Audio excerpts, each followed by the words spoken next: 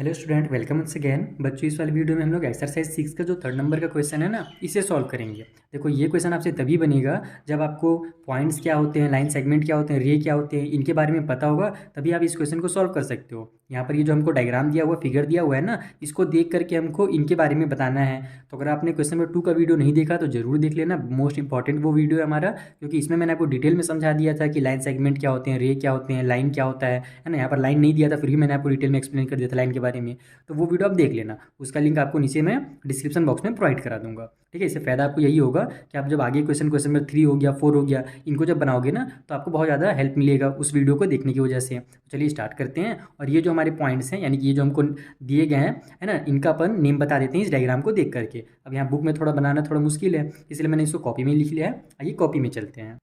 तो सबसे पहले स्टार्ट करते हैं 6 पॉइंट से। ठीक है, पहला जो हमारा क्वेश्चन है, तो किसी भी लाइन में, लाइन सेगमेंट में, किसी भी मतलब प्लेन में, एक प्लेन सरफेस है, वहाँ पर अगर एक हमारे पास पॉइंट दिया हुआ है, यानी जैसे मान लो मैं यहाँ पर इसको पेन को अपना रखता हूँ, तो ये जो मेरा यहाँ पर मैंने भी रखा है ना, ये एक तरह से एक पॉइंट है। यहाँ पर भी एक पॉइंट है, यहाँ भी एक पॉइंट है।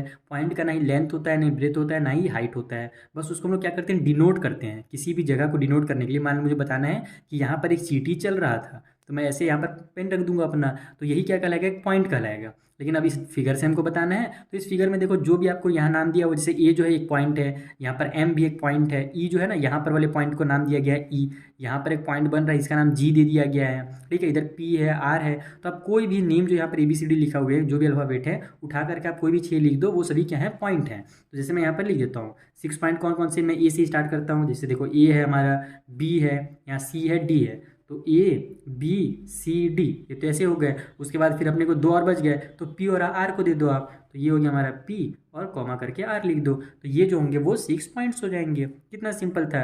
अब आते हैं लाइन सेगमेंट में। तो लाइन सेगमेंट मैंने आपको पहले ही बताया है कि 2 पॉइंट्स के बीच की जो दूरी होती है उसको ही लाइन सेगमेंट कहा जाता है। ठीक है, तो यहाँ पर आप देखोगे कि ये जो हमारा ए और एम है, यहाँ पर ए और एम लाइन सेगमेंट नहीं है, ये हमारा रे कहलाएगा, क्योंकि इस साइड क्या है ना, ये चलते चला जा रहा है। ये जो हमारी लाइन है, ये आगे क्या हो रही है, बढ़ते जा रही है। तो इसको अपन लाइन सेगमेंट में नहीं लेंगे, अपन इसको इधर से ले लेते हैं। जैसे देखो, एम और ई जो है हमारा, इसको आप लाइन सेगमेंट मान सकते हो, या फिर एम से ले लो एन तक, इसको भी आप लाइन सेगमेंट मान सकते हो। ई से लेकर के एफ तक, ये भी क्या है, 2 पॉइंट्स के बीच की दूरी है ना, यहाँ से यहाँ तक की बीच की दूरी, इसको ही रिप्रेजेंट कर रहा है। तो कोई भी 2 पॉइंट के बीच की जो दूरी होती है, उसको अपन क्या बोलते हैं, लाइन सेगमेंट बोलते हैं। अभी अपन रे में आएंगे, आपको भी इसको मैं समझा दूंगा कि रे क्या होता है। पहले लाइन सेगमेंट लिख लेते हैं। ठीक है, तो लाइन सेगमेंट में हमारे पास कौन कौन से मैंने आपको बता दिया। जैसे एम ई का लिख सकते हो, जरूरी नहीं कि जो आपके बुक में दिया हो वही लिखो, आप अपने मन से लिख सकते हो। एक हमारा एम ई हो गया, ठीक है, एक हमारा ई जी हो जाएगा यहाँ से यहाँ तक, तो ई और जी लिख दो। फिर एक हमारा एम एन हो जाएगा इधर से, तो एम एन लिख देता हूँ मैं। कितना हो गया, 3 हो गया ना, 5 लिखने थे अपने को।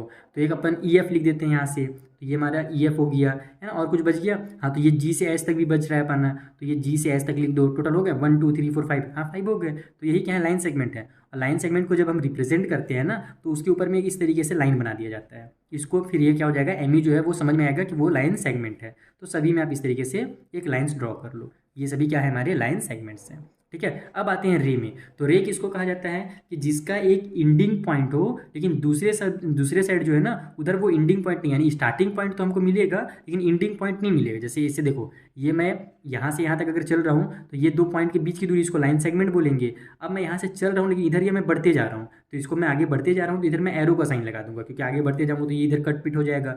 तो कट पिट नहीं करना है, इसका एरो का मतलब ही होता है कि उस डायरेक्शन में ये क्या हो रहा है, इंडलेसली, यानी कि अनंत एकदम बढ़ते चला जा रहा है, वो खत्म नहीं हो रहा है। समझ में आया मेरी बात। तो स्टार्टिंग पॉइंट है लेकिन एंडिंग पॉइंट नहीं है, उसको ही रे कहा जाता है। जैसे देखो, एम से लेकर के ए की तरफ, यहाँ एम से ए की तरफ ये चल रहा है, तो एम इसका स्टार्टिंग पॉइंट है। ठीक है, इस पॉइंट से स्टार्ट तो हुआ, लेकिन ए की तरफ क्या हो रहा है, ये बढ़ते चला जा रहा है, खत्म ही नहीं हो रहा। इधर एरो लग गया, इसका मतलब ये आगे बढ़ रहा है, बस जगह नहीं है, इसीलिए छोटा सा बनाया गया है। नहीं तो ये हमारा पूरा पेज भर जाएगा, पूरा घर भर जाएगा, फिर पूरा गांव भर जाएगा। यानी ये लाइन आगे बढ़ते जाएगा, बढ़ते जाएगा, बढ़ते जाएगा। समझ में आ रहा है मेरी बात ना। तो उसको अपन रे कहते हैं। तो यहाँ पर कोई भी 4 रे के बारे में बताना है, तो 4 रे में कौन कौन सा बता दूँ। जैसे आपको एक एम ए मैंने बता दिया, तो एम ए लिख लो।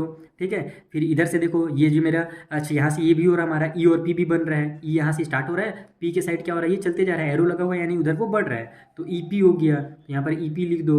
ठीक है। उसके बाद इधर से जी आर को लिख दो, तो ये हमारा जी और आर हो गया, ठीक है। इधर से जी बी भी देखो, जी से स्टार्ट हो रहा है, बी की तरफ बढ़ते जा रहा है, तो जी बी हो जाएगा। कोई भी लिख सकते हो, जरूरी नहीं कि जो आपके बुक में दिया वही लिखो, आप अपने मन से देखना कि बस सही होना चाहिए, लिख लेना। जैसे देखो एच और इधर डी की तरफ भी बढ़ रहा है, तो एच डी भी हो जाएगा हमारा, ठीक है, हाई डेफिनेशन वाला। तो ये हो गया। उसके बाद कितना बन गया भाई, 1 2 3 4 हो गया 4। और हाँ, ये ध्यान रखो, मैं जैसे यहाँ पर एरो की साइन लगाया है ना, तो ये एरो की साइन भी आप जरूर लगाना। रे को इसी तरीके से रिप्रेजेंट किया जाता है, एक साइड एरो का साइन लगा करके। तो इधर हम लोग इस तरीके से लगा देंगे कि ई से स्टार्ट हुआ है, पी की तरफ वो क्या हो रहा है, बढ़ते जा रहा है। जी से स्टार्ट हुआ है, आर की तरफ बढ़ते जा रहा है। एम से स्टार्ट हुआ है और ए की तरफ क्या है, वो बढ़ते जा रहा है। तो इधर भी बढ़ रहा है, उधर हम लोग क्या करते हैं, एरो का साइन मार देते हैं। समझ में आया मेरी बात। जैसे लाइन सेगमेंट में दोनों साइड नहीं पड़ा, यहाँ पर एक साइड में आपको इस तरीके से एरो लगा देना, ताकि समझ में आ जाए कि किस साइड में, किस डायरेक्शन में वो क्या हो रहा है, इंडेसली हमारा खत्म होते जा रहा है, यानी कि बढ़ते चला जा रहा है। सॉरी, खत्म गलती से वर्ड निकल गया।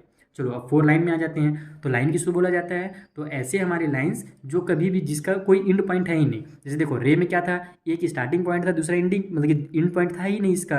लेकिन लाइन में क्या होता है कि ना स्टार्टिंग पॉइंट होता है ना इंडिंग पॉइंट। ये लेफ्ट के साइड भी एकदम बढ़ते चला जाता है और राइट की साइड भी ये बढ़ते चला जा रहा है। तो ऐसे जो जो आपको पॉइंट्स मिलेंगे उनको अपन क्या बोलते हैं, लाइन बोल देते हैं। अब इस डायग्राम में आ जाते हैं कि यहाँ पर कौन कौन से हमारे पास लाइन है। जैसे देखो हमारा ए और ये देखो बी, ये जो हमारा है एकदम इधर भी बढ़ रहा है, लेफ्ट में भी बढ़ रहा है और राइट में भी क्या हो रहा है, बढ़ते जा रहा है। तो ए भी जो होगा हमारा लाइन कहलाएगा। उसी तरीके से सी और डी, ये भी इधर लेफ्ट में भी बढ़ रहा है और राइट में भी बढ़ रहा है, दोनों साइड एरो है, तो ये भी हमारा लाइन कहलाएगा। तो मैं लिखते जाता हूँ, ए बी हो गया, सी डी हो गया। फिर ये वाला भी आप देखो, इधर से जो आ रहा है पी और इधर क्यू नाम है, तो पी क्यू देखो, पी की साइड भी बढ़ रहा है और क्यू की साइड भी बढ़ रहा है, तो पी क्यू भी क्या होगा, एक लाइन कहलाएगा।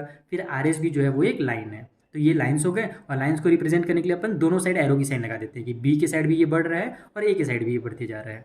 किसी भी साइड ये रुक नहीं रहा, कोई भी इसका इंड पॉइंट नहीं है। तो इस तरीके से दोनों साइड में एरो की साइन लगा देते हैं। इससे ये समझ में आ जाता है कि जो बना हुआ है ना, वो क्या है, हमारा लाइन है। और लास्ट में आ जाते हैं कॉलिनियर पॉइंट्स के बारे में। तो मैंने आपको पिछले वाले वीडियो में बताया था कि एक सीधी लाइन पे जो पॉइंट्स हमारे 3 या 3 से ज़्यादा पॉइंट अगर रहेंगे सीधी लाइन पे, तो उसको एक कॉलिनियर पॉइंट बोलते हैं। जैसे देखो ऐसे है, एक ऐसे है और एक ऐसे है, ये तीनों एकदम सीधी लाइन पे आ रहे हैं तीनों पॉइंट ना, तो तीनों क्या होंगे, कॉलिनियर पॉइंट कहलाएंगे।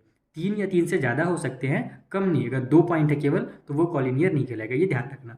तो इसी लाइन में आ जाओ, पहला लाइन ले लो या फिर इसमें भी ले लो, बहुत सारे पॉइंट है। जैसे देखो ये हमारा जो लाइन है, इसमें सी एन एफ एच ये सभी क्या है, एक ही लाइन पे, सीधी लाइन पे हैं, तो ये चारों भी क्या होंगे, हमारे कॉलिनियर पॉइंट्स हो जाएंगे। इसमें देखोगे तो ए एम ई जी है ना, ये भी कॉलिनियर पॉइंट हो जाएगा।